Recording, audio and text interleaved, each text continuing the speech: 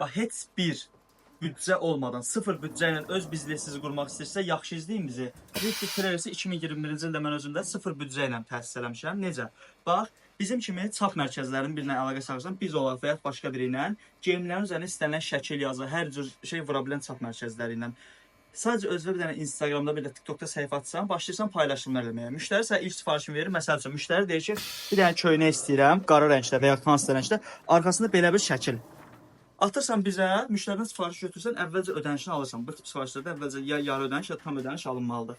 Sifarişi götürdün, məsəl üçün, belə bir sifarişdir. Atdın bizə, biz onu hazırlayırıq. Sənin bir günə onu sənə veririk, təhvil veririk. Məsəl üçün, bu müştərinin sifarişidir.